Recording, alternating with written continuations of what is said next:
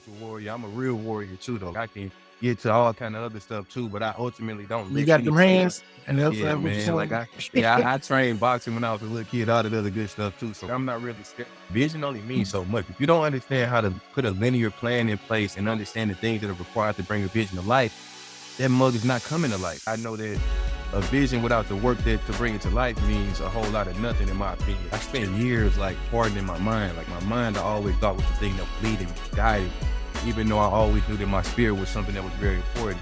Eventually, I got to this place where my spirit and my mind started moving in this really syncopated fashion.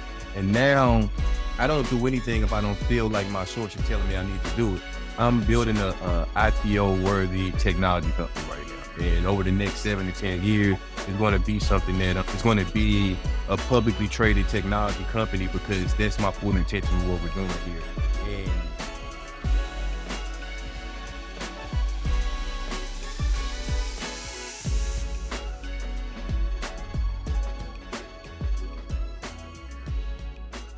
Welcome everybody to the Black Tech Revolution podcast. I am Tyson Jackson, one of the hosts of Black Tech Revolution, and also a co-founder of Black with No Chaser. I'm here with my co-founder and longtime friend, and also our co-host for tonight, CJ Lawrence. What's CJ, good? What's good, bro? What's good, everybody, man? Happy to be here. I'm really excited. I know Black Tech Revolution has been a long time in the making, so I'm glad you hit me up, and I'm glad we get a chance to do this with our brother Dennis, especially, man. So I'm excited, man. Thank you for having me on. Yeah, and speaking of Brother Dennis, we have Brother Dennis Campbell on the show tonight with us. He is the CEO of OANL Experiences, which is a XR space and even more. But the brother is a tech guru, been in tech for 15 years, has a wealth of knowledge about the industry, wealth of knowledge about both software and hardware. The brother's low-key a genius, and very blessed to have his presence with us tonight. I just want to jump into some things about what we're doing in our community, how tech is affecting our community, touching our community in every different way. But first and foremost, this show was created because we really wanted to address digital equity in our communities. For a long time, we've been hearing and learning about what the digital divide is. We jumped into a little bit of what digital redlining is, and we've been able to follow this trend and seeing what it is. And altogether, a lot of the inequities that exist on the digital front is all categorized under digital equity and other things too, as we begin to expand our vocabulary on kind of what this thing is and what's affecting us and the technology as it begins, especially AI and all the rest of that, as it really takes shape and takes root in our communities. We want to make sure that we understand what digital equity is. We look at digital equity for three different places. One, broadband expansion, making sure that there's a technological infrastructure within our communities. Then we are also looking at access to technology, making sure that we have access to technology in our communities, not just hand-me-down technology, not just the cheap version of things, but the cutting edge technology that really makes a difference in our lives. And that's not just talking about gadgets and flat screen TVs or some of the newest things, but we even talk about tech and health innovations. We talk about tech when it comes to touching us of how we're learning in our schools and how all of these things right now we can't take for granted. And the last part about it is going to be digital literacy, really getting into how do we understand this technology, making sure that we have the knowledge about the tech innovations, we have the knowledge about all of the different things that are going on in tech so we can make informed decisions about what we need, what we don't need in our communities, and also advocate for those things in policy. And but not only that, looking at the new generation of younger folks and understanding there's a transition between how our communities made money and economics in our communities for a long time and now changing into a technological state. So these are things we want to talk about with digital equity. But to jump into that, just wanted to open up a little bit here and just and get some talking points from you all on what digital equity might be to you. Well, first, I just want to say, man, appreciate y'all for having me on the platform, brothers. You know what I'm saying? I'm gracious to be here with the Black with No Chaser family. Ultimately, I'm excited to get into the dialogue for sure. Excited to see where this conversation goes, because these topics that you're talking about are really hot to me right now, man. Like we're literally at a crisis point in technology, in my opinion. Like I've been in this industry for 15 years professionally, but honestly, I've been passionate about it since I was about 12 or 13 years old. So just to see the evolution of everything to where we're at right now. A lot of this stuff in policy, you know what I'm saying, that's shifting around can really distract us from what's really available for us out here inside of the current digital economy that we live in. And I feel like the awareness that we need in our community around digital knowledge and really just tech literacy, honestly, it becomes like one of those things that's like at the top of my to-do list in 2025 and beyond because, yeah, man, I feel like I live out here in California and I see some things out here that ultimately I didn't get the opportunity to see when I was living in Atlanta and Georgia and living and growing up in the Midwest and St. Louis and Missouri and stuff like that, that I realized it's a different world when you actually understand the opportunities and the economic opportunities, the knowledge-based opportunities, all of those things in tech. I'm excited to dive into the conversation, man, just to kick it off like that for real. For sure. Dennis, man, I'm glad that you mentioned that. You mentioned being from St. Louis and having hard experience growing up in Atlanta as well, and things of that nature. And I'm glad that you touched on that because it got me to thinking before we even get into the impact that this has on us, I really would love to hear about what really got you into the tech space, what got you interested in it, what type of work you do in it. And yeah, like us understanding that before we move into what we get into. No, for sure. I got you. And I really, so just to be completely transparent with you all, before I was ever interested in technology, I was an entrepreneur, man. So like I understood the economics of growing up in the community that I grew up in, growing up in the family that I grew up in. Like the moment my dad gave me his lawnmower, like when I was 12, 13 years old, you could go ask the people that lived in the neighborhood I grew up in St. Louis. I'm walking around the whole neighborhood, pushing the lawnmower around, trying to get me 10 to 15 people that's going to let me come back around and cut their grass. So I honestly was more focused on the economics of things when I was really young, and this is just always how I've been. Eventually, I evolved to try to find a direction that I wanted to take myself professionally. I've always been academically a student, all of these good things, like from K through 12. I was one of those kind of students that just exceeded the expectations of the system that I was growing up in. But I do look at the education system with a different kind of lens, even though I perform well in it. I have my own, that's a whole different kind of conversation. We can dive into it another time. But honestly, when I got to high school, honestly, when I was in middle school, I went on a journey of being in this. I was in the public school system when I was from 6th to 8th grade. And when I was there, they made us pick these pathways. And I had an option to go between, it was like 4 different pathways. I was on the teetering on the fence between 2 different pathways. One was visual and performing arts, which as a Black kid growing up in America, you see so much success as African American inside of the realms of like visual and performing artists and things of that nature, even entertainers. And then my other pathway could have been business and technology. So I chose business and technology at that point in my life. And then I ultimately started the journey of exploring what that meant. When I got to high school and I had to start figuring out what I wanted to do from a collegiate perspective, I really already felt like I wanted to go to a high level engineering school. So I chose engineering just because everybody used to say, you're good at math, you're good at science, and engineers are good at math and science. Eventually, I realized the engineers aren't just good at math and science. They actually focus on system design. And they design the biggest systems in the world around us. And I chose that pathway because everybody used to talk about them and the man and all this other stuff. And when I started doing my research, I realized it wasn't the them and the man. It was these systems that a bunch of men had created that ultimately affected the way that our communities were reflected and all these different things. So I chose to want to be an engineer. My pathway in engineering ultimately got lit up when I got to Georgia Tech, but I ultimately, when I was and this happened when I was in like this ninth to 10th grade, Facebook came out. So Facebook came out and I was going to a high school. Facebook, when it first came out, it wasn't even available for high school students. It was only a college thing. It primarily started out in Ivy League and premier colleges, eventually trickled into other colleges. And my high school was called Carter Ritter College Prep. And ultimately, we got to get on Facebook when it was still called the Facebook, but it was Facebook, and our school got to get on there as a high school, one of the very few high schools in St. Louis, simply because we had college prep in the name of our high school. So when I saw that and I got on there and my whole school got on there and like we had this own world for all of our school classmates and all of this stuff, after about a few months of me being on there, I just got the bug to be like, man, who made this? Like, how did they make it? Who made it? And then when I started doing my research and I found out a college kid made it, I was like, all right, hold on. This dude made it in college? Oh, hold on. So then I started doing and this probably when I'm in the 10th grade, I started unpacking and I figure out who made Facebook and all the other good things about that. And I was just like, all right, I got to get into that lane. Whatever that lane is, I need to get over there. And this is around 2004, 2005 when I'm in freshman, sophomore year in high school. And I realized that the people that even I went to a pretty good high school in St. Louis. It was like an all Black kind of private high school that ultimately was geared for letting kids go to college. And then I realized that they didn't understand the pathway that I was trying to go down in this space because they didn't even understand what Facebook actually was completely or any of these platforms. So me wanting to go down that pathway while I was in school, it was like, They're not Nobody understanding will help why. tell you how to get there, what direction. And wow. Exactly. So I had a level of, but I also had this level of discernment. Another thing about me too, I'm raised by like really spiritual like people. Like my father, he's a spiritual warrior. So he just always prepared me in a way to understand who I actually was. So I never was questioning when the things that I wanted to do and the stuff that I was shown. I read the Bible probably three times before I was like 17 years old, multiple different versions of it. But I was an astute reader too, so I read a lot when I was a kid. But I read the Bible from a totally different lens than probably most people would read it from, even at that age.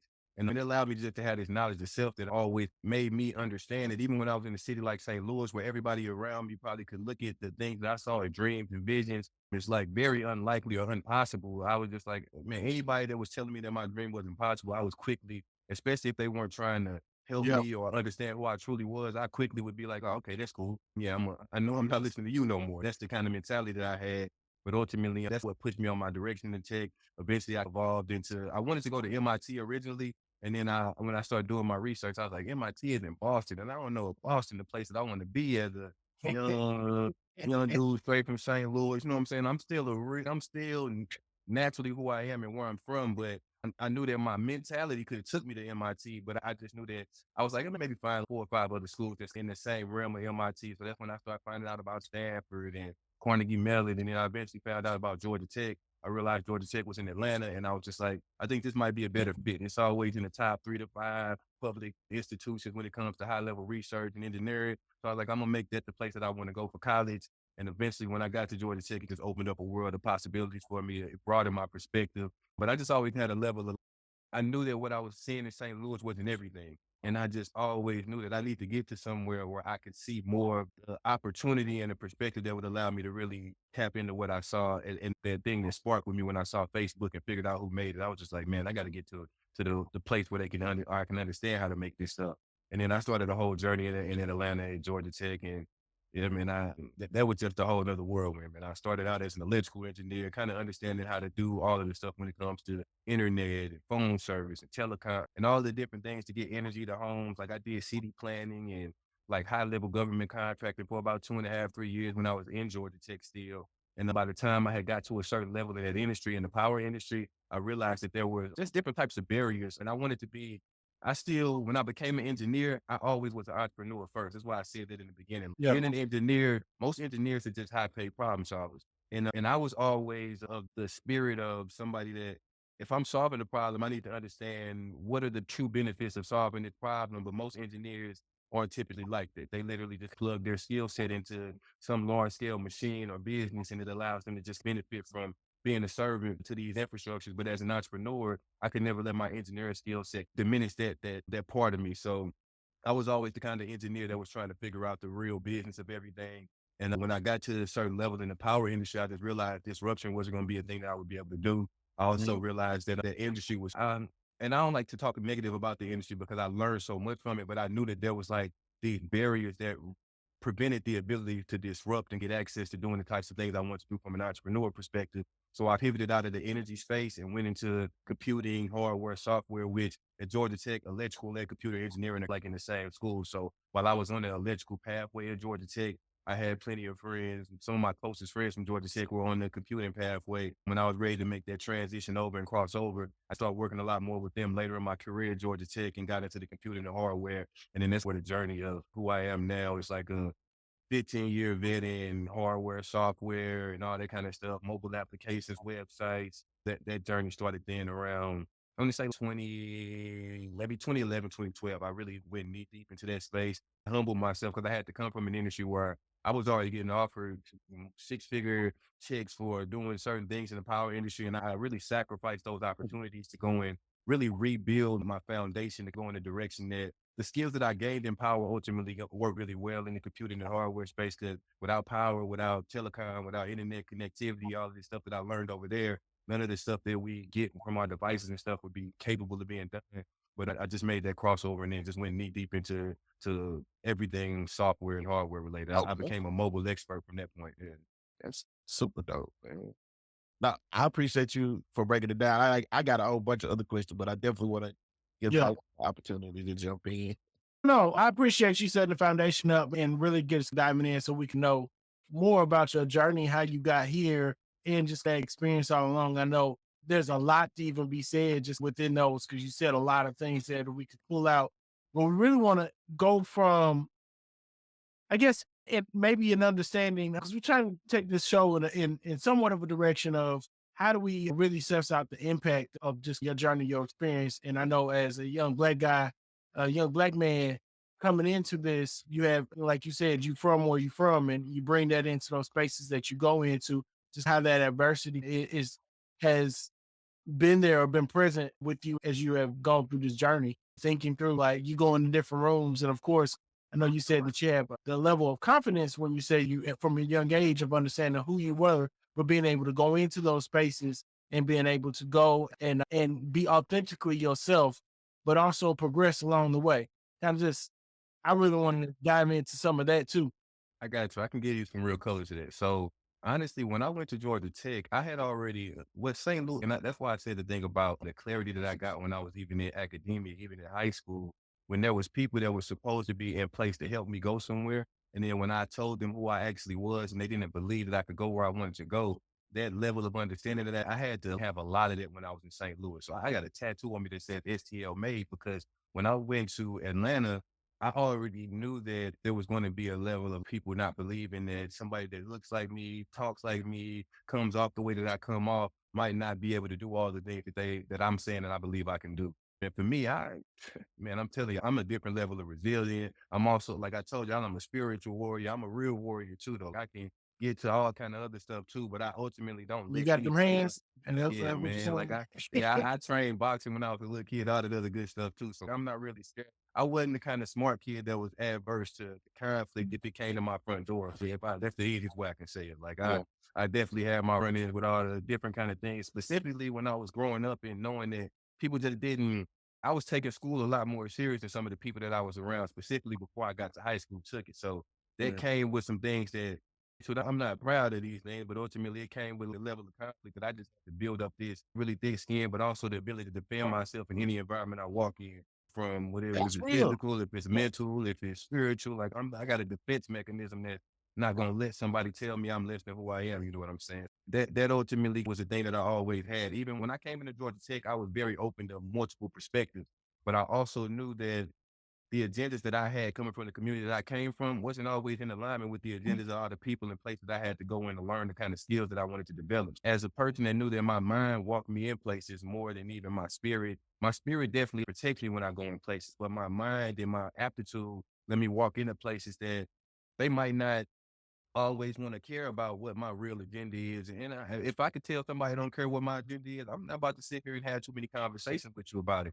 I'm also not going to let you talk to me any kind of way either, though. So that's just how I always move. So I will walk into places and let my mind and my gifts allow me to walk in the room where most people that look like me might be uncomfortable. But ultimately, I always knew I had no reason to be uncomfortable because I had the ability to adapt to helping people solve really high level problems at a young age. And that skill just always made way for me and made room.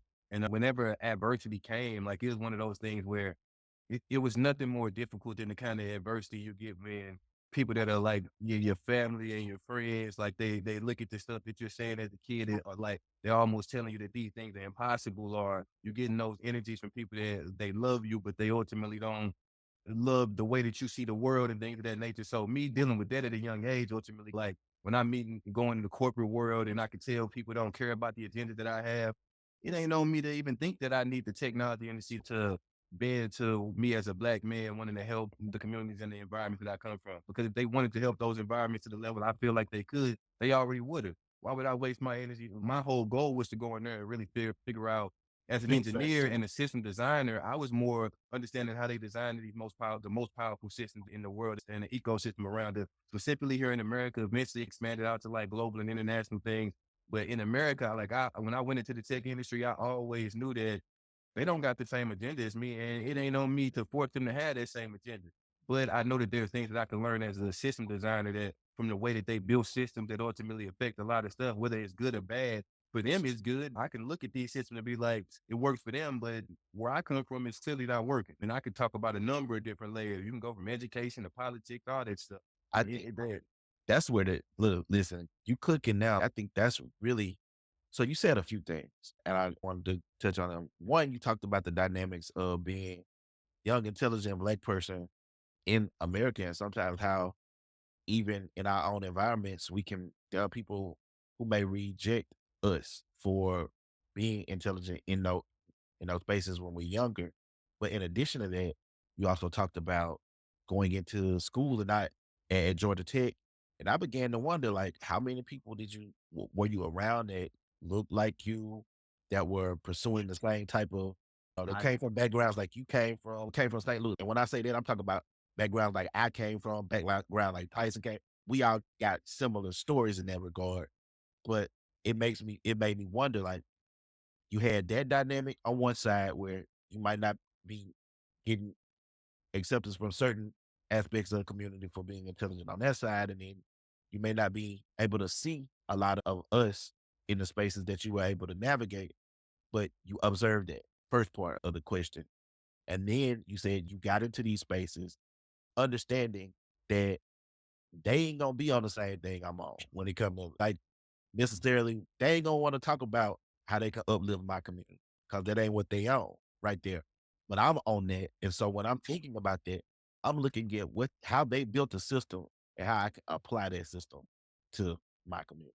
And so those are the two things that I was listening to. And so I wanted to give you the opportunity and space to get into that because I do believe that's going to really get us into what we want to talk about when it comes to inclusion in this space. No, for sure. So at Georgia Tech, of course, this is a PWI. So it's literally an island of Black people, like a very small island of minorities. But Georgia Tech, given that it's in Atlanta, they do a lot of work to bring as much as they can into this environment when it comes from our community because they're in the Black makeup of America. So they have to operate a certain kind of way when it comes to our people, or you really don't get to operate as freely as you want to operate in Atlanta. It's just a real thing. I mean, they know that and they actually do their best to be inclusive in that kind of way. But I do know that being as authentic as I was in that environment, there was things that I had to just accept about me that I knew that other people in this environment, even people that might have been that were Black, that come from other types of backgrounds. Like I come from a very like the background that I come from in St. Louis is very different from maybe 70% of the people, 80% of the people that I went to that were Black at Georgia Tech. And for me, for me to be who I naturally was, I could be the smart version of me and the aptitude flipping version of me. And I could still be myself in a number of different ways there. But it was always like a thing that stuck out like a sore thumb. The thing that made me want to go to Atlanta ultimately, because one of my closest friends in high school, he chose to go to Morehouse. So we graduated at the same time in 2008. He went to Morehouse. I went to Georgia Tech. And I had the opportunity to always go to a place that allowed me to be just naturally who I was. Like most of my friends at Georgia Tech, not hopping on the MARTA in the middle of Atlanta and going over to the West End and hopping off at the West End station and walking up to the AUC. They're not comfortable enough doing that. And I'm perfectly fine going into the middle of the West End of Atlanta and doing whatever I was doing and going to kick it over there and enjoying the environment because it was more of a natural thing for me. But that's just the way that I found my balance living in that environment because I still knew that the part of my mind that I wanted to activate while I was at Georgia Tech, I couldn't just activate that in my community because there wasn't a space for me to take my mind as far as Georgia Tech or an environment like that was capable of pushing it. The environment of Georgia Tech literally can, especially certain majors, it will what it does to people mentally. There's plenty of people that like there's people that ponder suicide in that environment because of how difficult it is for them in the bar they feel like they have to perform at and all of these different things. And for me, I just always saw it as somewhere that was like my spirit never let my mind get enough of me to say I'm gonna ever ponder on any of those things. I just let Georgia Tech be what it was and use it as a place to harden my mental. It was almost like going to now I always tell people, like, as humans, we on 3 planes. We got a physical, a mental, and a spiritual plane. If somebody want to be a professional athlete or a bodybuilder, they spend a whole lot of time in the gym building up their physical plane. I went to a place where I knew that my mental plane was going to be pushed to the brink. And I just said, shit, I'm about to push it. And it never pushed too far for me. It was always one of those things where I could see how it affected a lot of other people. And I wasn't the typical Georgia Tech student either. Like I had a decent amount of resources to go there, but ultimately I'm working multiple jobs to stay in this environment in Atlanta, doing whatever I got to do to make sure that all of the economics of living in Atlanta as a young kid who come from St. Louis with a family who got two little brothers that's still trying to get out of the city. Like the resources were ever flowing for me to just be out here living in Atlanta. I had to make it make sense, which a lot of students at Georgia Tech not doing it. Like a I lot of tell you students. this though, bro. you are blessed with a beautiful mind, I and to appreciate be it. able to sift through a lot of that stuff, and even from my own personal perspective, have definitely dealt with a lot of that stuff, just trying to figure that out. But being able to be grounded in such a way that you can look past a lot of that stuff. Again, I use that word authentic, going back to being your authentic self, even in those environments. And it shows just even you showing being here today and just the things that you've done. And not even just that, but even just the deep care that you have for our community. And that's very present as well, too, in everything that you're saying. And thinking about switching gears into talking about on another level experiences with that, thinking about where we at in our communities and the idea of bringing this experience to our communities in a way where it really makes an impact. I had a chance to pull up y'all website and look a little bit at what you want to do with that. And I think I'd be able to add it to the screen. Second here. But definitely want to jump into that a little bit of how you got there Sure. and why that. No, for sure. So I can give you a little bit of color here. And just know that this website, this is on another world is a startup for me right now. It's still in the startup phase. And like I said, like I've actually, I didn't even talk about the journey that I went on in software and technology, but ultimately I've been a part of some really successful tech companies. The first company that me and one of my guys started out of Atlanta, TI invested like a decent amount of money in us to build that company. And we took that company all around the country in 2012, 2013. And it was something that did a lot of work for us. And that kind of was the start of my journey. And I stayed in Atlanta for about 8, 9 years doing stuff in technology. And ultimately what I did out there in Atlanta, it prepared me for what I got when I got here to California. Cause I always focused on innovative technology. I always focused on innovative business. And when I got to California, and this all leans into what on another world and why I'm here right now. So I got to California top of 2020. The pandemic started right after that. I got into a VC company. It was called OK Play. I got into a team of some really sick guys that had spent a lot of time in tech and had been extremely successful in tech. So they had the opportunity to sell multiple companies before, be a part of really high level tech companies. And they were basically like Silicon Valley alumni kind of guys. And me being one of the only like African American minorities on that team, and also one of the only African American on the engineering team of that company. And I was also brought in before the product was released. So I got to see these guys that had already sold companies before and done the highest level of technology before. I got to work directly with them, like hand in hand. And I consider these guys like my family at this point in time because we built the business through the pandemic that ultimately had the ability to sell right at the tail end of the pandemic. And we got acquired by this really big company called Dapper Labs in the NFT space. And the work that I did with them opened up my eyes to something that I never had the opportunity to see when I was in Atlanta. When I was in Atlanta doing all of these different things, I had did so much in Atlanta in tech.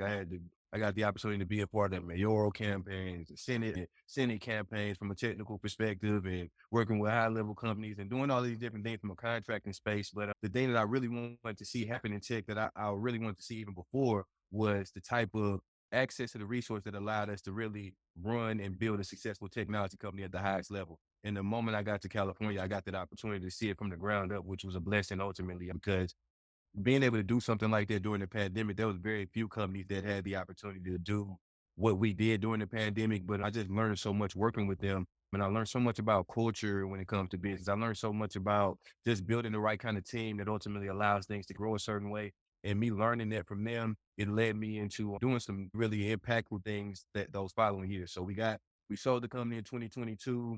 After we sold, we actually got acquired by Dapper Lab. There was an acquisition and they literally let go maybe about 80 to 90% of that team. And they kept our mobile engineering team and brought us into this Dapper Labs. Just to give some context, Dapper Labs is the biggest NFT company in the world. They do the licensed NFTs for the NFL, the NBA, Disney, and a lot of other large scale platforms. But ultimately, they're like the leaders in the NFT space. So I got the opportunity to come and work with them from an acquisition. When they brought us in and said, they didn't say anything. They didn't have any mobile technology. So they love what we did with our mobile technology with OK Play, and they wanted us to come in and help them build mobile tech, build a mobile tech wing to $1 billion company. But for me, I was really one of the youngest guys on that tech team that came into that company and got to see a lot of and learn a lot about just really high level business at that point in time. And I stayed with them for about 6 or 7 months. The NFT market took a dip and they ultimately had to let a few people go. And I was perfectly fine taking a severance because after 6 or 7 months of seeing that, it let me see all I needed to see. And I ultimately took the severance. I got married a few months later, and then I shifted my gears back into my entrepreneurial gears because I had learned some things, and I was spending years in Atlanta trying to see and learn these things, and I never had the opportunity to get that close to see it in firsthand. You And it got the opened my opportunity to have institutional knowledge right there on the job, like you with that on the job training. Sometimes we don't get that, right? Like we, a lot of us, we certainly know, we certainly are visionary in a lot of ways, and sometimes we don't necessarily get the business side of things. And so, what I hear you saying is what I hear from a lot of Black business owners in particular is we definitely know how to dream it. We definitely know how to begin to build it. Sometimes we may not be able to access the resources, and sometimes we may not be able to get with the people who know how to help us, point us in the right direction, or show us the next steps we need to take in order to be able to execute on the thing. And so I'm hearing you saying that's what you got the opportunity to experience. And now what you're doing with that is you are taking that and bringing it back to us. Yeah, and then another thing to build off of what you just said. So remember, I said I spent years becoming an engineer, and engineers to me, all they do is system design. So a large reason why I was capable of getting on this team with all these guys, and a lot of the guys that formed that company, they were friends. They had done all of this stuff together before. So this wasn't like they don't typically just bring in new people to what they were doing at that stage. I came in so polished as an engineer and a system designer, as well as a UI UX expert as well when it comes to Android experiences, that they brought me into that team and were comfortable in my ability to be able to operate with them on that frequency. And as a system designer, they just gave me the things to help me polish the level that I could see system design, because I had already done stuff with the government. I had done high level government contracting, working on doing stuff at military bases and all different types of things, building some cities and so all this type of stuff when I was really early in my engineering career. So I saw a lot of this stuff, but I saw it in the industry that wouldn't let me get to the position where I could take full advantage of all of these things. So once I got into this other industry, I knew that eventually I would be able to get there. I didn't know when it would happen, but ultimately it happened once I moved to California and I got the opportunity to get those last few notches on my system design Rolodex that allowed me to deepen my bag. It was like, oh, dang. And it wasn't even just the knowledge, it's like the relationships too, because these guys are I look at them as like friends, my family. They're not even people that I look at as, oh, I just know these guys that run VC companies, or I know these guys that invest in this, and I know these guys that run tech in this company. No, they're like people that they exposed me to stuff that I will forever be grateful to. And they didn't just expose it to me. Like these people were really stand up individuals where they actually like, it was so transparent in the way that we did all the work where it was all about how you process it. Some of the other people on the team might have processed it one way, but from my lens, it was like, oh, y'all giving me the whole blueprint right now? That's Holy, one of the things holy.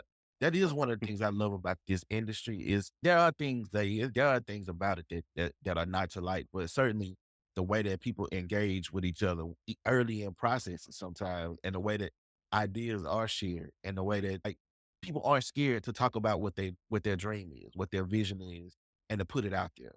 And I think Yeah, that's different from how a lot of time we've been raised to be I with would each other, talk about that was all. about to be the other part of what I was about to say. So the vision only means so much, man. And God been telling me this since I was a little kid. Vision only means so much. If you don't understand how to put a linear plan in place and understand the things that are required to bring a vision to life, that mug is not coming to life. Like it's not going to get there. So that's why I spent so much time understanding systems and designing and building things from what is the linear process to get from idea to completed, whatever you're bringing something to fruition.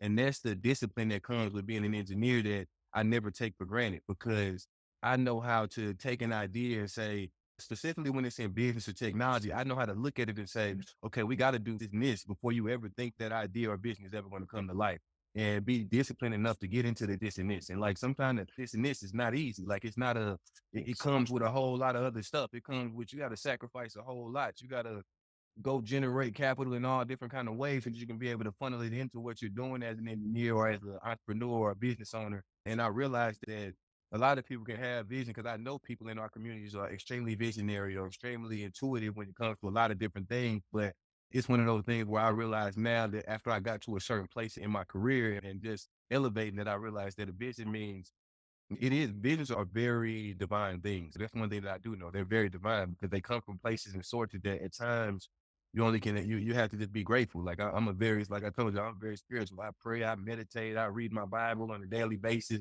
And I know that there's things that inspire the way that I think, but I know that a vision without the work that to bring it to life means a whole lot of nothing, in my opinion. And that's me being the real as I can be saying it, because some people can think that their vision just gonna come to life, and that's not how the world works. That's not how reality works. It's no, you got to get to making the right Like kind you of got to put the bones in there. It's like you yeah. got to have Yeah, that man. system in there. You got to have that inside because if not, I mean, it's just skin. It's flesh. Right. So it's like the inside had to work, and we have a masterful system right here in our body. And so understanding kind of those systems, really, I hear you say that's what propels you there. And just having a genius level at understanding and humble aspect of things, but having a genius level of knowledge of this is how these systems work. This is how this goes. This has to go here first, and just kind of a master level. I love and for CJ on here, and like I said before, we've been friends for a long time. I just look at how this brother gamifies everything. When it comes down to, I don't know what your level is on Madden. I don't play because every time I used to try to play back in the day, I would never win. So it's just, you know what? I said, forget it. I ain't even gonna try. But like him or our boys, they like it's just there. But taking that same level of understanding of mastering that game, I seen them master the social media landscape. And I see them now doing this. For us to be with Black Widow Chaser and for us to have the following that we have, and to be able to still be relevant in conversations in today's time. And there are a whole bunch of other social media influencer groups or influencer brands and influencers that are out there, and we still hold a significant amount because the mastery of that. It's a system. It's learning how do you do this. If we do this, if we do that, then this will happen. That and then bringing that back and saying let's test it out. Let's do some experiments here.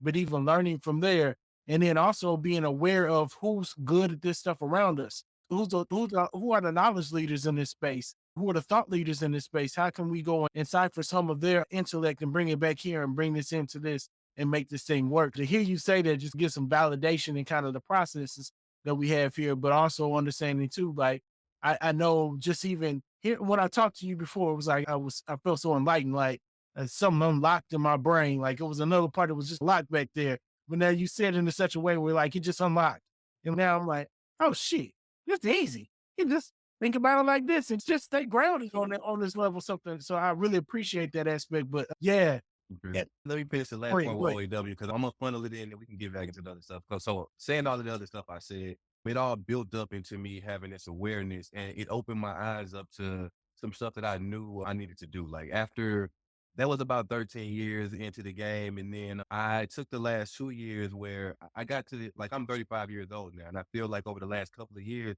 I got to this place where my spirit and my mind, like I spent years like hardening my mind. Like my mind, I always thought was the thing that was leading me, guiding, even though I always knew that my spirit was something that was very important. Eventually, I got to this place where my spirit and my mind started moving in this really syncopated fashion. And now I don't do anything if I don't feel like my source is telling me I need to do it. But unlocking it ultimately unlocked the vision for what On Another World ultimately became. Before I even started going knee deep into On Another World experiences, I created a consulting company, which is like my second, maybe my third consulting firm. So I created a a contracting firm when I was in Atlanta. Then I created a consulting firm, and then I shut it down when I moved out here to California because I got into these VC companies and started doing all of that stuff. So I stopped serving in that same kind of capacity when I got out here.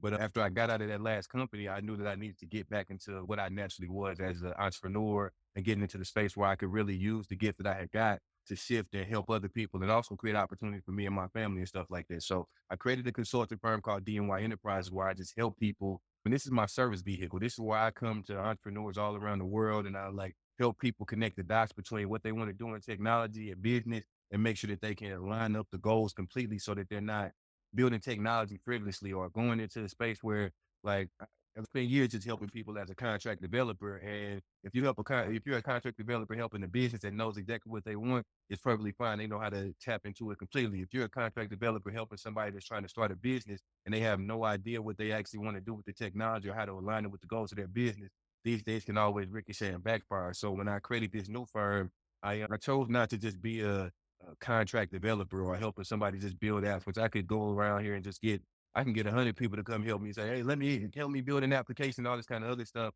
I shifted my gears and said, I need to help people do something that I know will help them be successful with technology. So I made that firm honestly because I knew I wanted to build a multi-million dollar, really a multi-billion dollar technology company. And I'm saying this after I got out of a $1 billion technology company from the top down.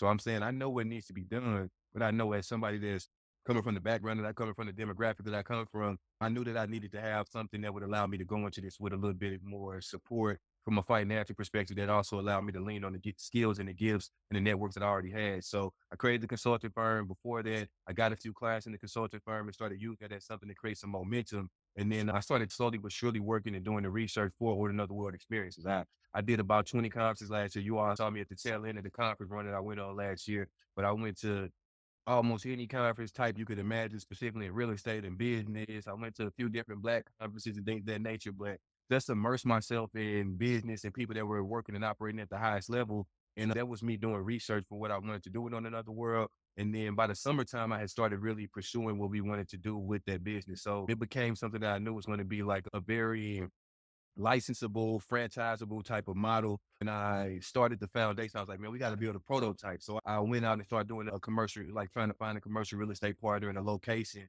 And I wanted to build the first location, like I told you all, in St. Louis, but my intentions are never to just stay in St. Louis. It's really St. Louis is like a pilot city for me. And I just know that the type of work that I'm looking to do, it will have the type of impact in that community that it probably won't even hit other communities in the same kind of way, because the young Black kids in St. Louis, the ones that were like me when I was growing up and I wanted to get in tech, and I couldn't see anybody that was anywhere close to relatable enough to the background that I was coming from going into this industry. I knew I had to go out here and blaze some trails. Now I'm coming back after I done blazed the trail and coming in and saying, okay, I'm going to drop this pilot here, but I knew that it was going to be a lot more work for us to get the resources to build all of this stuff, go and raise capital, bring in all of the other stuff. So I used my consulting company as the data backbone on another world for quite some time. Like last year, I backboned a lot of what I was doing, developing platforms, we have a few different software suites. We have a manufacturing deal for VR headsets. You can see those, my prototype VR headsets over there. Like we got our own headsets and all this other stuff, but I got the relationship to do all the stuff that I wanted to do over those last 12 months. And now we're gearing up to do some really high impact work. I have programs and curriculums that we're building to be able to bring the next generation into the VR and immersive technology space, because this is the next frontier of media. And my real passion for coming over here is to know that our people like create the most impactful and culturally, our creations when it comes to media are like, they're bar none. And we have a responsibility to our community to take it full advantage of what's happening, because when the transition from print to radio happened, we still got on the tail end of that. And like, you can just look at the history of all of the other great musicians and all these vocalists that definitely didn't get their just due when they like generated and backboned all of this stuff in music Right. and all this other stuff. And then when we shifted to television, same things happened. We shifted to digital media and all this other stuff, the same things happen. We're now in another transition of media, and there's an opportunity for us to be more equitably included in what's going to happen here. And as a thought leader in immersive and VR technology, my responsibility to my community is to make sure that we all like really just understand that the opportunity is right here. It's not 3 to 5 years away. It's actually right now, and it's a crisis, and it's really urgent, in my opinion, that more of us understand our positioning, and then also get the knowledge that we need to move forward properly in these spaces so that we can take full advantage of what's happening. Because Hey, go ahead and say what you was gonna say, because I got a thought based on what you just said. no, I was just saying that we just have to be more prepared. That's why my consulting company didn't get shut down. My consulting company is still a bridge for our community, because on another world is something that there's verticals where I'm going to be going directly into like middle schools and high schools and bringing kids in. But my consulting company is for people that have acumen in different industries to literally come in and understand how to take full advantage of technology. I consult and coach. So what I do is I help people understand how to line up the business to the technology, but I also help people understand what it really takes to be a technology executive and run their business. And being a technology executive doesn't require you to be a coder, doesn't require you to be a graphic designer, doesn't require you to be all of these different things that are engineer. You can lead a tech company with the right kind of insight and knowledge. That's really what I do in my consulting firm. So I think I keep, go ahead. No, I was just gonna say, based on what you're just saying, is like essentially, I think that where we are in history, one, almost every company in some shape, form, or fashion is going to have to become a tech company in some sense of the word. Or they're They are. gonna be able to understand how to incorporate tech into what they do in order to continue to not only survive but thrive as a business. In addition to that, what I heard you say was, to put it in music terms, we have to learn how to own the company, own the record company, own the masters, own the publishing. Because what has happened historically is we've been the ones that brought the talent to the table, brought the culture to the industry, but we are the ones getting people are writing checks to and not the check writers. And so what you're thinking about doing and what you're saying is we need to begin to think high level about in the same way even We'll be a and lender, not a borrower. yeah, and I think that's important because and I'm gonna tell you why. Is because when you said that, I was thinking about the was it deep? Is it DeepSeek that they just created in China that shook up OpenAI a little bit, Mhm. a lot, and it's an open source. Like for those who don't understand, open source technology, which is like freemium software type thing, or which is being created in collaboration with engineers, or Which OpenAI was at first. it's literally got open in the title. You know what I mean? But the reason why I say that is because people like you, Dennis, with the knowledge, the institutional knowledge, have the ability, based on what you're saying, to like we that's still an opportunity to be an equalizer. There is no black open AI right now. You know what I mean? There is no there. These are, I don't even know if people are thinking about it. We using them at this point in time. That doesn't exist. Even when I be thinking about, I think about video games. I'm like, there's not that I know of a black PlayStation. Let me dive in there because you just unpack something real serious. You unpack something real serious. So first, I'm gonna let you know right now. I've been studying AI since 2010. Like literally, I did like crazy high level research projects on AI, like the history of it from 2010 in Georgia Tech. And this is like Georgia Tech has access to some of the craziest government level research and data that you probably could ever imagine because schools like that get access to this kind of stuff and they're doing some of that high level research. So I did this crazy AI project and I never stopped actually studying AI. There's actually a girl that went to Georgia Tech that came in at the same time as me. She was so focused on algorithmic justice in 2008, 2009, like knowing that AI was going to come and the models that were going to be driving AI had very little understanding of even what it looked like to be a black person or the awareness of culture from our community. They were being modeled based off of just communities and people that ultimately excluded our state of mind, our likeness, our appearance, all of this stuff. So I have a lot to say about AI and I do a lot with it. And it's something that I use in everything that I do, but I play it a certain kind of way because I do know that there's a lot that comes with playing in certain lanes of innovation and technology. And I choose to be very intentional in how I play in innovative lanes because just a lot of other stuff comes with it. In regards to what you said with PlayStation and all this other stuff, one of the main reasons why I made On Another World Experiences was because I knew that, like, I'm a gamer too. I don't game as much as I used to, but like, I'm a gamer at core. Like, I still, each holiday season, my little brothers, they want to get on the 2K. They think they been getting their reps in. They think they still can get it in. I let Oh them know, man, look, man, these skills don't get rusty, man. You know what I'm saying? But I say that to say companies like Sony and Nintendo inspire what I'm doing with On Another World. That's one of the main reasons why I wanted the headset. One of the main reasons why I went, because I made a phone company in 2023. We made devices and all this kind of other stuff. There's my other products over there, like a bunch of tablets and phones that I made in 2023. But we made like a bunch of them. So I work closely with manufacturers. But I'm saying that to say, I know we need to be in the hardware space when it comes to gaming. I know we need to get really active in the software space, which I'm a software expert. So I don't really like the way I look at creating software. Every game that you play is software. And it's just a different form of it. It's Unity developers instead of Android developers. A lot of games now Android based as well. Like most VR experiences are Android based, all this kind of stuff used with Unity. But one of the main reasons why I'm making On Another World the way we're making it is because I have a large desire to have us as a large player in the gaming industry, specifically from the VR and immersive perspective, like it's making some of the best VR games that you could probably imagine. I already have 2 or 3 games that are already on the runway, but they're just on the back burner right now because I know that at any point in time, the storylines and the type of stuff that I want to put into the gaming industry, nobody's going to come and do the same stuff we're talking about. So I'm looking to have a foundation where I draw a lot from companies like Apple. I'm inspired a lot by not their innovation per se, but how they choose to introduce technology to the world and how they chose to the Apple Store made Apple something totally different than Microsoft. It made it totally different than Samsung or any of these other. They made an experience space in the like when if you all remember when the Apple Store first came out, and then when they dropped iTunes and Apple Music and all this stuff, and it made the Apple Store something totally different. People used to line up to go to a technology store. Technology was never cool until Apple We made got it the cool. tech bar in there now where you can go in with your equipment and they teach you how to use it. Exactly. You know what I'm saying? So they made technology cool.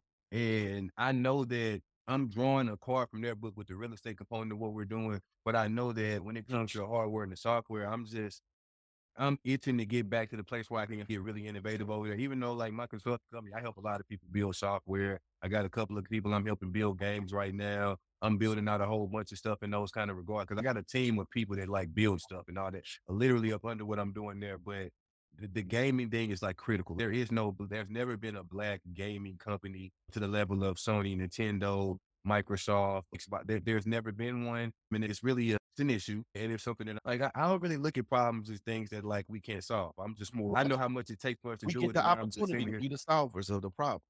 But I saw you over there smiling, CJ, because we got to get you to Hattiesburg. Yeah, I'm already, bro. So the wheels been turning since December though. Hey, listen, it's up. Like that's gonna happen. Like I think that because the way I'm looking at it is we build community. Like we know that we know how to do that part. We know how to reach the people. We know how to innovate. And I think collaboration always really has to be where people start to think about intersection. Think about where does opportunity exist? How can I make it easier for on another world? How can on another world do Easy what for we you. want to like make it easier for us? How can we bring value to one another and bringing value to one another also bring value to our communities and Right. bring access to and I think that's where like people really have to start developing and think about their synergy, especially right now. I think that right now, with the way that the nature of the things that even we were beginning to get into and talking about, whether it be diversity, equity, and inclusion, or any number of things with the way things are going in 2025, now is prime time for exactly what you just mentioned. Now it's prime time for immersive spaces that I can walk into. And now it's prime time for creating those type of creating retail gaming technology, like a the black version of whatever you want to call it. And I think that people will rock with it, not just because we black, but because I know it's gonna be dope whenever it's out. You know what I mean? Like, I know it's gonna be fire. Tyson said something, y'all both said something about the Apple Store, and I want to say this before we move on. It's funny because Tyson and I were peeping back in, I don't know what year Toys R Us went bankrupt, but Tyson and I began talking about whenever it went bankrupt. And we said the problem with Toys R Us is that it's still functioning as a warehouse with toys in it and not as a. And I might be giving Toys R Us the game right now, which I ain't trying to get them free game. They need to come holler at Dennis and us about how to do this. But the reality is there are kids who watch people play games now on YouTube, on Switch. there are kids who watch people play with toys on YouTube. That's my son all day. He Right. watches them play with dinosaurs. Who watch people play with toys. Why then, if I not thinking about creating immersive environments, creating experiences that would allow kids to not walk into a toy warehouse anymore, but to walk into an experience where they can either become the ones that people watch play with the toys or go experience toys the way that they watch people do it. And like, No, it's facts. I used to ride my bike to Best Buy and Toys R Us when I was a kid all the time. And then if someone was playing the game, I just stood behind them and watched how they played it. yep. I'm saying that I think you on the verge of something great is what I'm really basically saying. And I appreciate it. And just know that it's like, I can only get so deep with it, but I'm telling y'all right now that there's so many layers to what On Another World is. It's like, I'm gonna tell you all this so you all can understand. Like I'm saying this very transparently. I'm building a IPO-worthy technology company right now, and over the next 7 to 10 years, it's going to be something that it's going to be a publicly traded technology company because that's my full intention of what we're doing here. And what comes along with it is a whole lot of other things that are underneath the hood of what we just talked about, like models that allow us to scale internationally, models that allow us to go into education and job skills training and community development and all of those different things. And there's things that are already built into what we're doing that are going to really lean into a lot of our ability to do a lot of what you're saying and then taking it to even further levels. Because what you said something about every company needs to use technology. I'm going to say something very critical about that. Let's go look at the top 50 companies on the stock market right now. Go look at the top 25. You're going to learn that 80% of them are either tech-based companies or they are already completely infused with technology. understand that a company like Walmart did what they did for so many years, and then the company like Amazon came in at half the time and did and really put them on their heels. And Walmart had to go in and take every model that Amazon ever made and replicate it so that they could even survive. That's the Right. only way Walmart is still in existence right now. And let me tell you, I love what you just said. Let's take it to the next level. The next level of that, TikTok comes in, and now it's this immersive experience, even though it's a digital experience where these people are actually interacting. And suddenly it's going from an interactive space to an interactive space where you're selling things. Now Amazon got to pivot and they got to create Amazon Associates. And so literally, every Facebook got a pivot. yeah, like all of these, like all of those, and so that's how you know you're on, like you're answering or speaking to something that needs to be addressed because you see, and that's the thing about startup. That's the thing about disruption that a lot of people don't realize is sometimes you can be creative. You can be creating something for another reason, and ultimately might create the thing that's addressing the problem that even the giants have overlooked. You know what I mean? Because they're looking for too high. Wow. Yeah, not they get too big. The thing that I say about that, they get too big to have that. It's agility. Like, so you're not agile enough to make that small pivot. Like, why you said Meta wants to try to catch TikTok. Meta's so big that they can't even move like TikTok right now. Like, even if they tried to make a TikTok move, it would mess up everything else that they already have. Like, it took Walmart years to get, like, Amazon was getting on Walmart's tail for years, and Walmart saw it. But Walmart, with the infrastructure that they have in real estate and all this other stuff, it was very difficult for it took them years to catch up to where Amazon is at in a technology based perspective. And now they're right there. That's why they have had the ability to sustain in the way that they are. But their Oh, size prevents it. For that, for just thinking about the big box retailers, and I know I brought up Best Buy, and I have tons of experience working at Best Buy on multiple different levels. But that's also too the reason why Best Buy is still in existence, and they didn't get beat out by Amazon because Best Buy came to place for people to test it. All right, so I see this TV on Amazon and it's this price right here. Let me go in Best Buy and go push the buttons, or have somebody go in there and explain to me how this is.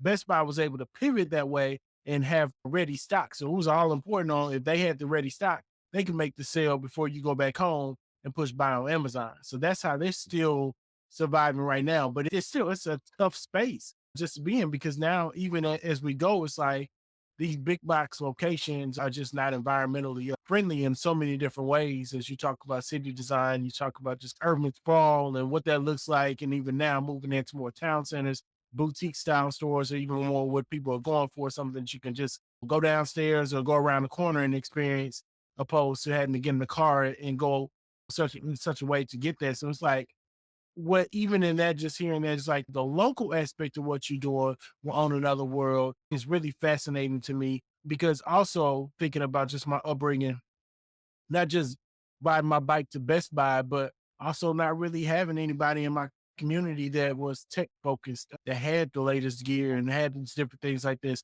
I had the community center. And when I go to community center, we had foosball, we had basketball, we had the other stuff, but I was into other stuff that all the rest of the kids wasn't into that wasn't at the community center. So I had to dream in my head a long time ago. What if a community center had technology in it and we had an opportunity to go in there and somebody like myself who didn't have access to this stuff can go in there and learn this, or came from even a music perspective that when all the music producers typically were D-boys and that's who had the money to buy the equipment and stuff like that. So it seems like everybody who wanted to get involved in music in some kind of way had to go that route and toe that line in some kind of way just to be there. That I'm like, we need something in our communities where we can actually have this and we can, where no matter who you are, you can go in and experience this technology and immerse yourself into it. Dream big and figure out kind of the different things like yourself going in there and like, how does this work? A system designer already in the budding of just a young person who had the opportunity to experience this more. So it's the local aspect of what you're doing is really important. And I love to see this just expand and grow. Yeah, for sure. Yeah, that's what I was thinking about too, man. Is just the fact that this is a this is an incredible experience that you are describing. And I would love for you to just paint the picture of what it's going to be like for somebody to walk through the doors around another world and what that experience is going to be like for them. If I'm you, if I'm ninth grade, 10th grade Dennis, walking into on another world for the first time, what is ninth, 10th grade Dennis gonna experience as he walks through those doors? For sure, I got you. So there, we got two models, just so y'all know. One of them is a software-based model that empowers real estate developers and people to kind of take this software suite that we have and they can build out their own version of what an immersive space would be. Our focus in immersive spaces are premium, autonomous, and private and safety. So like making sure that you have the ability to, and the website that we currently have right there, I'm gonna tell you right now, it's intentionally a bit not painting the full picture because of where we're at in the business right now, because I'm raising capital and I know that the stuff that I've been doing and the way that we're positioning and messaging, I didn't want to paint the full picture to tell the whole story before we got to a certain position, which ultimately is very intentional. But so the software model is really meant to allow us to scale and move much quicker. I mean, it's going to allow people to tap into making these spaces in our privacy element is something that differentiates us from everybody else in the market, because the private and autonomous elements are, we're going to put access codes on the door, because as you can imagine, if you put on the VR headset, and there's places where people do this in VR arcades and stuff, you go put the headset on and you're in a place that anybody can walk in the door at any time. Somebody like me, I wouldn't be able to get fully comfortable in a VR of a experience space where I know anybody can walk in the door when I have a VR headset on and I can barely hear what's going on around me. So one of the first things that I focused on was privacy, to give people that level of intimacy to really enjoy this stuff. So our spaces are access code entry. So basically you have to book this space before you come here. You can't come without booking. And when you book, it's you and however many people, anywhere from 8 to 15 people can come to our spaces in groups. So it's more of a top golfer type of experience where you get an access code at the time that your booking is, you and your group come, you put the access code in the front door. The first location that we're going to have two small lounges in there. Not small, but they're going to be decent sized lounges for about 8 to 15 people. But they'll have half of a lounge and then half of a space where you can go and do a number of different things with VR experiences. You'll have surround sound, soft cushion floors, anti-slip floors, cameras to capture the experience, and then this premium lounge that lets you sit down and relax. So if you were, imagine you're at a bowling alley at Top Golf, one person is on the lane or one person is up at the bay, and everybody else is sitting back, eating, chilling, talking, conversing. But it's meant to get that social element and then also give you the ability to really explore VR in a number of different ways. Most of the current public spaces are arcades. So all you should do is play a game when you go there. And this kind of limits people that may be older from going to these spaces, because how many people that are 30 plus want to go play a zombie shooter? Very few of them. Now it's one of those things where we make the space where you can come in here and play VR shooter games or games and things of that nature, but we also make the space flexible enough where it can also allow people to go in, watch a film or a TV show in VR, go explore an art gallery in VR, go explore Rome or Egypt or something of that nature. You can have the ability to choose what option you want to have. So you book it, you come with your group, you have the privacy to do what you all want. You have a lounge to be able to relax. You have about 45 minutes to an hour, or if you want to book 2 sessions, have 2 hours or so where you can go in there and explore different things, play games competitively if that's what you want to do, or explore other experiences. And it gives you that flexibility to do almost whatever you want to do while introducing our communities in all communities, honestly, to immersive technology in ways that are much more premium than what are currently provided out here. I love it. I love it. And you did say something that's important. What we as Black companies, certainly, I think that we are Black-minded Black companies. We certainly want to cater and appeal to our community first and foremost, but we also we want to appeal to communities generally as well. Like you said, is you're creating something that is going to be Black owned, Black minded, but that also is going to be an experience that you want everybody to It's experience. completely meant to be international. It's completely meant to be an international plug and play autonomous system. So we're going to start in St. Louis. We'll expand to a few other cities in the Midwest, and then we're going to come to the South and really take it to a different level once we come to Atlanta and all the other different cities in the South. And then we'll come to the West Coast, East Coast, and expand out that way. It's completely meant to be something that can plug and play almost anywhere. And then I see that your founders, I'm just looking at the website there about just starting with some brothers, and it just that touch home for us as four brothers who got a chance to start Black with No Chaser, and along the way, just how this has been, and just even just in the challenging space of, I know that you are bringing some diversity to the tech space in a big way for Yeah. us, and thinking through that as well too. You want to go into a little bit of how those brothers that you are working with?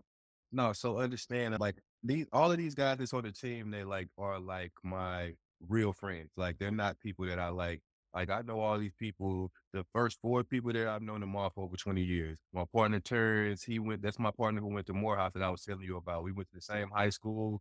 We were very much so akin in a lot of different things that we did in high school. He had a certain kind of pathway that he chose to take. And we basically have been brothers since like then, like since probably the ninth or 10th grade. So he's a coach now. He does a lot of different things in the community. And we came together with the idea late in 2020, I want to say 2023. My other partner, Marlon, he was the best man in my wedding. We've been friends for 25 plus years. I knew him since probably 4th grade. Like we've been friends for that long. But ultimately, he's one of my friends who like he took a pathway in accounting and real estate, and he ultimately is like extremely successful in logistics right now. He has a number of different ventures that he's been able to professionally like really polish himself off, and I watch him evolve into this really polished entrepreneur and businessman. So ultimately, he's somebody that's also been my friend for 20 plus years. The guy Larry on the far right, that's my big cousin. He works in the community engagement and political space in a number of different ways, but he's been in those spaces for 20 plus years. He's been in those spaces for 20 plus years, and he's been my big cousin my whole life.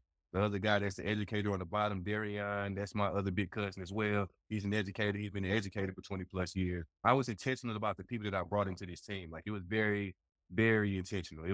This is something that I learned from when I was at OK Play. I learned that for me, it wasn't going to be about like, I know a lot of people in tech. I got a lot of really good relationships. I had a lot of people that I could just go and talk to and be like, hey, you want to go start something? And then we can go into the process of doing all of that. But I was intentional about building a team where I knew that loyalty was going to be the first thing that we kind of had. And then also all of us wanting to see each other be our best. And it's not because I'm questioning whether or not they want to see me be my best. They've been my friends for 20 plus years.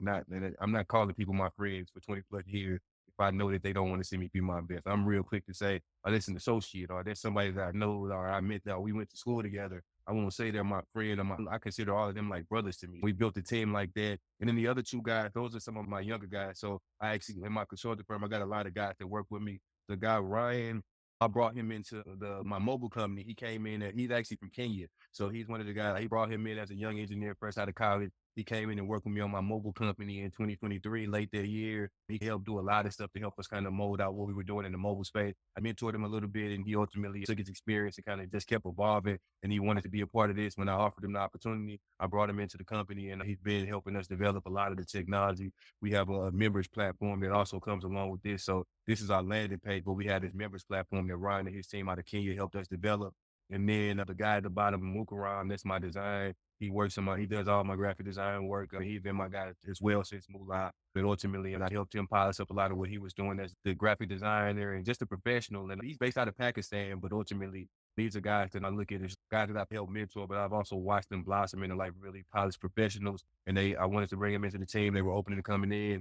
And ultimately, they came in and then they were part of the team as well. So everybody on this team are people that I have a bridge of loyalty with, that money couldn't buy it. It's one of those things that was really important to me. And they all have their own skill sets and ability to bring value to this team as well. So that allowed us to create this culture in On Another World. That we have a really tight knit team that lets us do almost anything we want to do. I just brought in a couple of new people to the team recently. Some guys out of Silicon Valley, one of my guys out of Georgia Tech. I brought them into the team because they actually work more in the more traditional finance space, as well as the more advanced AI and digital marketing spaces. And I brought them into the team to help us polish up some things that's where we're focused on these raises over the next 3 to 6 months. No, that's amazing. One, I will pass it to CJ, but I do know we gonna start to wrap it up here. I got the little one over here, got to get back into the family and all of that. This has been a really dope conversation. I really want to dive into some more things, but I know we be on this podcast for 2, 3 more hours. Man, I got a feeling Dennis gonna be pretty regular around here with us. Oh, yeah. Man. For sure. I'm telling y'all, it's all love. Yeah, man, for sure. Same, man. And I know I have a deep appreciation for what you were saying. I know that Tyson and I can relate to what you were saying about how you build. And this may not be the way for everyone to build, but I think looking to your left and to your right and working with the people who you have known, who are loyal, who understand how you dream and you understand how they operate.